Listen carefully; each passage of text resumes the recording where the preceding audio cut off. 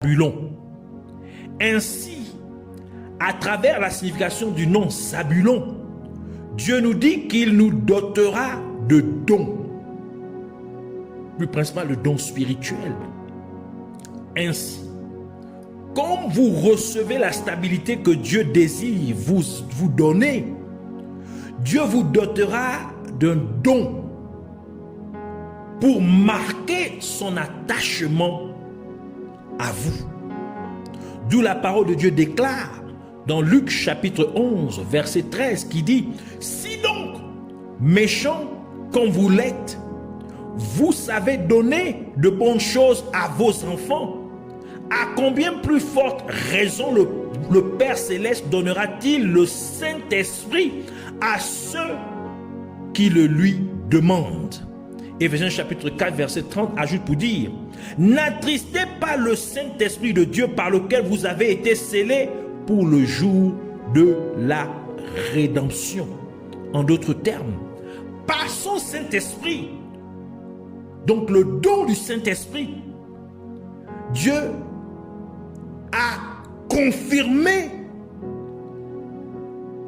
notre alliance, notre attachement à lui, en nous scellant par son Saint-Esprit, pour nous rassurer de notre salut, pour nous rassurer de l'éternité que nous allons passer avec lui. Maintenant, nous voulons parler du 11e pain de proposition qui est représenté par Joseph.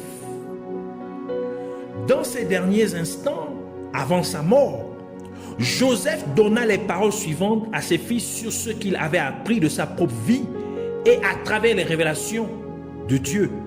Et il s'est surtout focalisé sur la modération et la vertu.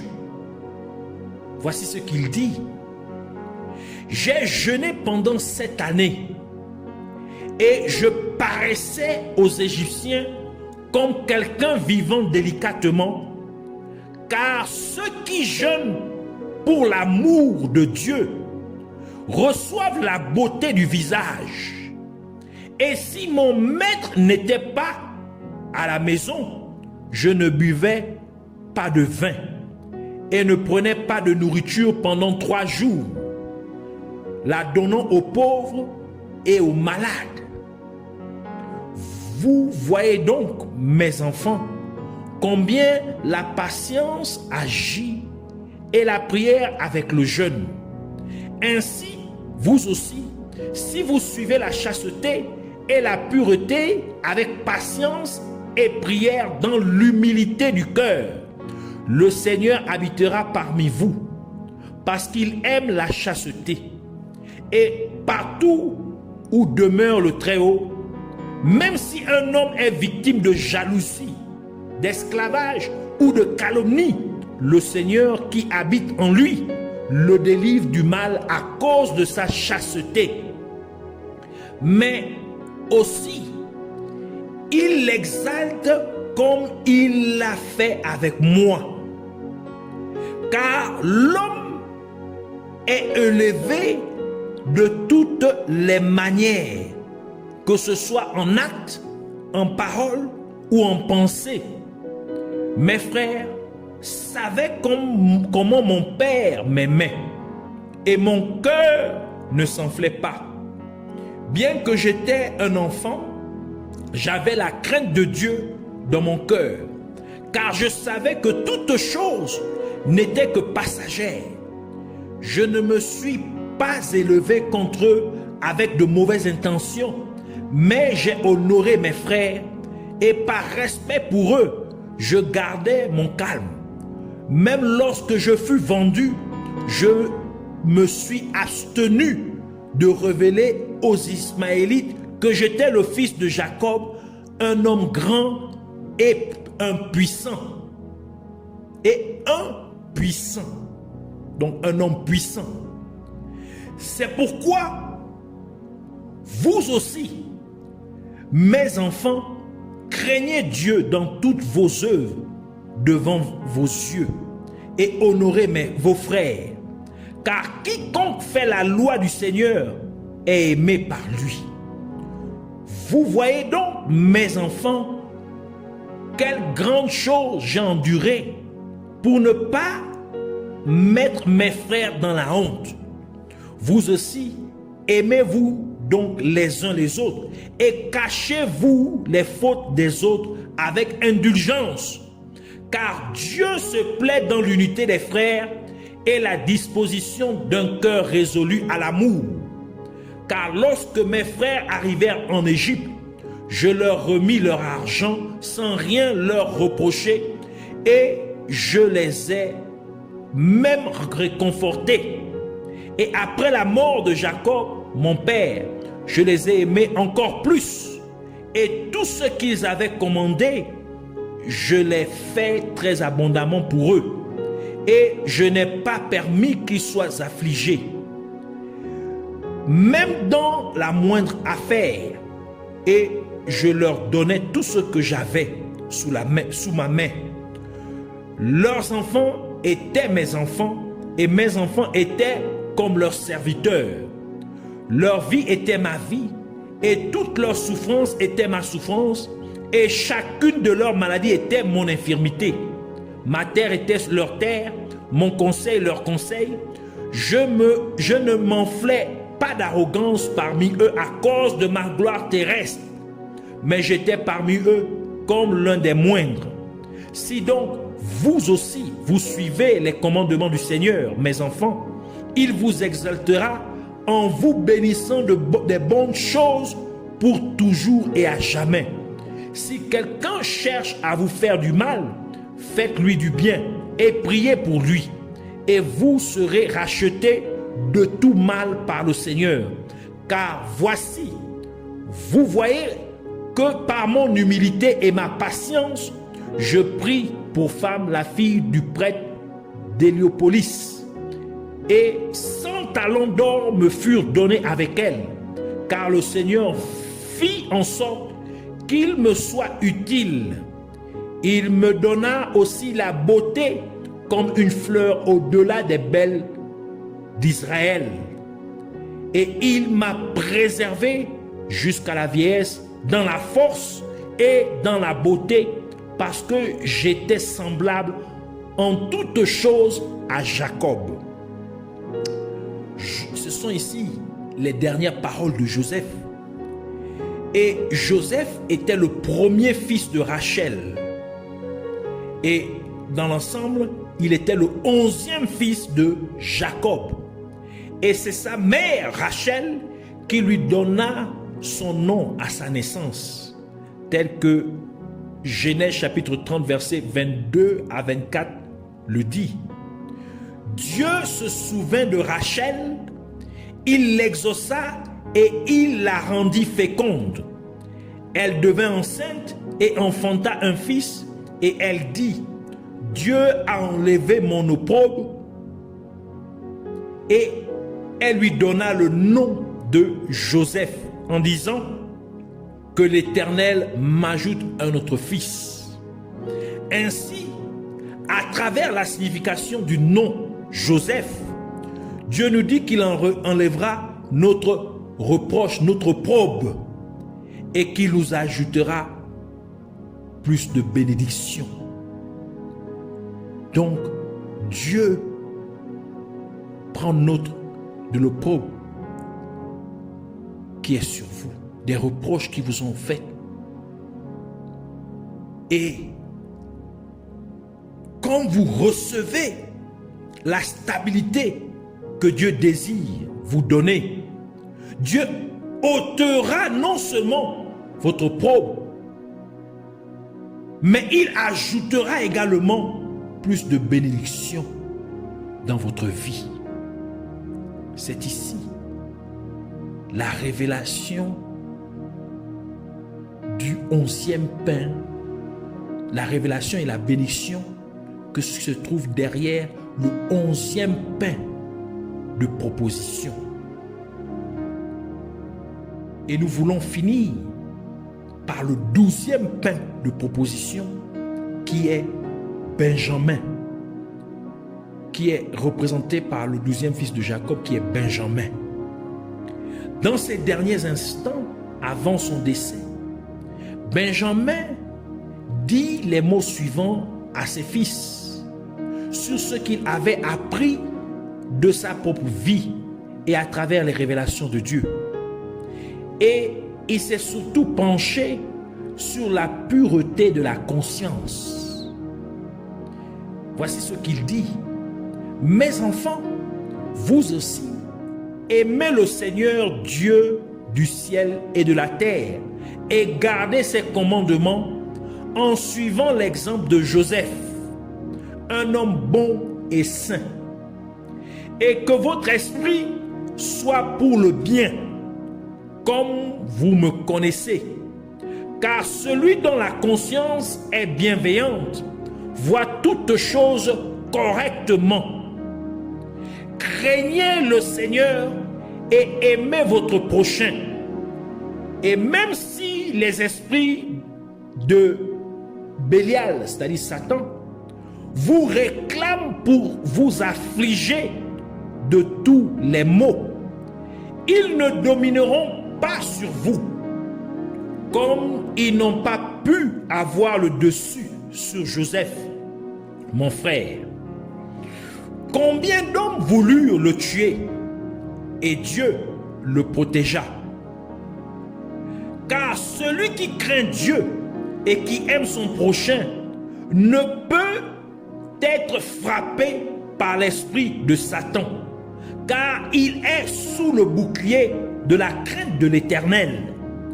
Il ne peut pas non plus être dominé par la ruse des hommes ou des bêtes, car il est aidé par le Seigneur pour l'amour qu'il porte envers son prochain. Voyez donc, mes enfants, ainsi est la fin de l'homme bon. Soyez donc des disciples de sa compassion, avec un bon esprit, afin que vous aussi vous portiez des couronnes de gloire. L'homme bon n'a pas mauvais œil, et il fait miséricorde à tous les hommes, même s'ils sont pécheurs. Et bien qu'ils complotent contre lui avec de mauvaises intentions à son égard, en leur faisant le bien, il vainc le mal, étant protégé par Dieu. Car il aime le juste comme sa propre âme.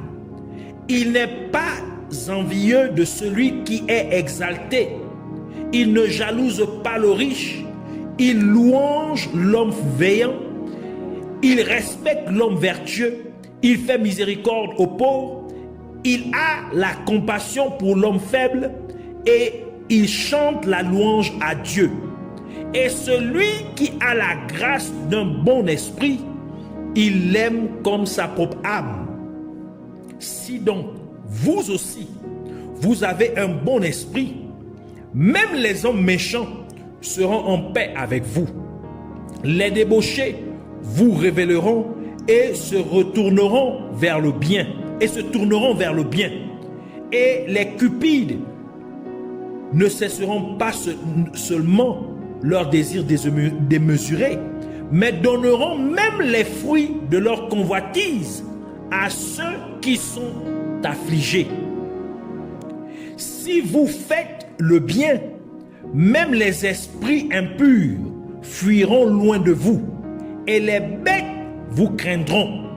Or, quand la conscience de l'homme respecte les hommes, les bonnes œuvres,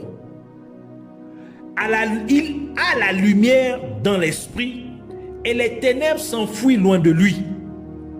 Que celui qui porte des injures contre un homme saint se répande, car l'homme saint est miséricordieux envers celui qui l'insulte et garde le silence. Si vous trahissez un juste homme, le juste prix, quoiqu'il soit un peu humilié pour peu de temps, après il paraîtra beaucoup plus glorieux, comme cela arriva à mon frère Joseph. La conscience d'un homme bon n'est pas au pouvoir de l'esprit d'erreur de Satan, parce qu'un ange de paix guide son âme. Il ne considère pas les choses corruptibles avec passion et n'accumule pas les richesses par amour du plaisir. Il ne se complaît pas dans le plaisir mondain. Il ne chagrine pas son prochain. Il ne s'assoit pas dans le luxe. Il ne se trompe pas dans l'élévation des yeux, car le Seigneur est sa part. Celui qui a une bonne conscience ne reçoit ni gloire ni déshonneur de la part des hommes, et il ne connaît ni ruse, ni mensonge, ni combat, ni injure, car le Seigneur habite en lui et illumine son âme, et il se réjouit toujours envers tous les hommes. Celui qui a une bonne conscience n'a pas de langage, de bénédiction et de malédiction, d'insulte et d'honneur, de douleur et de joie, de calme et d'agitation, d'hypocrisie et de vérité, de pauvreté et de richesse. Mais il a une disposition incorruptible et pure concernant tous les hommes. Il n'a ni double vue, ni double ouïe, car dans tout ce qu'il fait, ou parle, ou voit, il sait que le Seigneur regarde son âme, et il purifie sa conscience pour ne pas être condamné par les hommes, aussi bien que par Dieu. Et de la même manière, les œuvres de Satan sont doubles. Il n'y a pas d'unicité en eux. Mes enfants, fuyez la malveillance de Satan, car il donne une épée à ceux qui lui obéissent. L'épée est la mère des 7 maux que la conscience conçoit par Satan. Premièrement, il y a le sang versé. Deuxièmement, la ruine. Troisièmement, la tribulation. Quatrièmement, l'exil. Cinquièmement, la mort. Sixièmement, la panique. Septièmement, la destruction. C'est pourquoi Caïn fut aussi livré aux 7 vengeances de Dieu. Chaque 100 ans, le Seigneur fit venir une plaie sur lui. Quand il eut 200 ans, il commença à souffrir. Et à la 900e année, il fut détruit. Car à cause d'Abel, son frère, il fut jugé avec tous les maux. Mais les mecs, avec 77 fois 7. 77 fois 7. Parce que ceux qui ressemblent à Caïn dans l'envie et la haine des frères seront à jamais punis du même jugement. Et vous, mes enfants, fuyez le mal, la convoitise et la haine des frères, et attachez-vous à la bonté et à l'amour. Celui qui a une conscience pure d'amour ne regarde pas la femme en vue de la fornication, car il n'a pas de souillure dans son cœur, parce que l'Esprit de Dieu repose sur lui. Car comme le soleil n'est pas souillé en brillant au-dessus de la bouse et de la boue, mais assèche plutôt les deux et chasse les mauvaises odeurs, de même le mental pur, la conscience pure, bien qu'entourée par les souillures de la terre, les nettoie plutôt et n'est pas lui-même souillée. Elle n'est pas elle-même souillée. Ce sont ici les dernières paroles de Benjamin. Benjamin, qui était le 12e fils de Jacob et le 2e fils de Rachel. Et c'est Rachel, sa mère, qui lui donna son nom à sa naissance, tel que Genèse chapitre 35, versets 18 à 19 le déclare. Et comme elle allait rendre l'âme, car elle était mourante, c'est plutôt Jacob qui lui donna le nom de Benjamin, car il changea le nom que Rachel lui avait donné.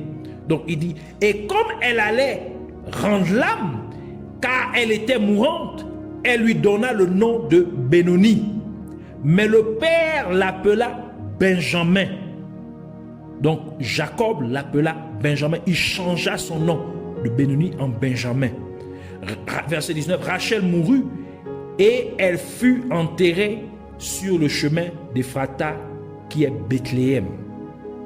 Et le nom Benjamin signifie fils de ma droite, ce qui représente en d'autres termes l'autorité, car la main droite ou le côté droit est le côté de l'autorité, tout comme Jésus-Christ est assis à la droite de Dieu le Père avec toute autorité qui lui a été donnée.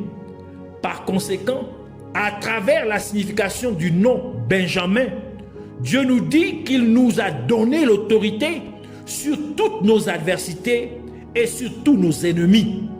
Ainsi, quand vous recevez la stabilité que Dieu désire vous accorder, Dieu vous donne aussi l'autorité afin que vous puissiez dominer sur vos problèmes et sur tous vos ennemis. C'est pourquoi Jésus-Christ a dit dans Luc chapitre 10, verset 19, « Voici, je vous ai donné le pouvoir de marcher sur les serpents et les scorpions et sur toute la puissance de l'ennemi, et rien ne pourra vous nuire. » Ce sont ici les révélations et les bénédictions cachées derrière les 12 pains de proposition. Les 12 pains de proposition que Dieu aimerait que vous puissiez porter dans votre vie lorsque vous avez reçu la stabilité que Dieu voudrait vous accorder. Ainsi, pour ces 4 derniers pains de proposition, puissiez-vous donc recevoir et manger ces 4 derniers pains de proposition au nom de Jésus-Christ. Puissiez-vous aussi les présenter continuellement devant Dieu au nom de Jésus-Christ. Par conséquent, que le Seigneur vous rende simple dans la vie, que vous marchez dans la simplicité en toutes choses au nom de Jésus-Christ. Qu'il vous amène à toujours avoir de la compassion et de la pitié pour les autres au nom de Jésus-Christ. Que Dieu vous amène à avoir de la modération dans tout ce que vous faites, que vous marchez avec chasteté au nom de Jésus-Christ. Qu'il vous fasse ajouter à la modération la vertu au nom de Jésus-Christ. Que Dieu vous amène aussi à garder votre conscience pure en toutes choses au nom de Jésus. Que Dieu vous récompense en effet pour tous vos efforts à son égard, pour toutes vos heures, chaque moment de prière que vous lui offrez. Que Dieu vous récompense au nom de Jésus. Que Dieu vous récompense pour chaque pas que vous faites pour aller annoncer son évangile, pour aller annoncer sa parole. Que vous soyez récompensés au nom de Jésus. Pour chaque mot que vous avez prononcé, pour amener quelqu'un à connaître Jésus, à recevoir Jésus dans sa vie. Que le Seigneur vous récompense au nom de Jésus. Pour chaque moment que vous avez passé à jeûner et à méditer la parole de Dieu, que le Seigneur vous récompense au nom de Jésus-Christ. Que Dieu vous accorde des dons spirituels par son Esprit Saint et qui vous scelle jusqu'au jour de la rédemption par son Saint-Esprit, vous rassurant de votre salut au nom de Jésus, afin que Satan n'ait plus jamais de l'emprise sur vous. Que Dieu vous ôte aussi tout reproche, tout opprobre qui vous est fait au nom de Jésus-Christ et qu'il vous ajoute des bénédictions dans votre vie au nom de Jésus. Puissiez-vous avoir de l'autorité, que vous preniez autorité sur toutes vos adversités et sur tous vos ennemis au nom de Jésus-Christ. Que vous imprégniez de cette autorité que Dieu vous a donnée en Jésus-Christ et que vous l'exerciez de manière appropriée, surtout sur toutes les puissances des ténèbres, et que vous dominez sur elles afin de pouvoir amener la volonté de Dieu à être établie sur terre et à renverser les œuvres des ténèbres partout où vous vous trouvez au nom de Jésus-Christ. Que vous imposez la volonté de Dieu ici-bas sur terre comme elle est faite dans les cieux au nom de Jésus-Christ.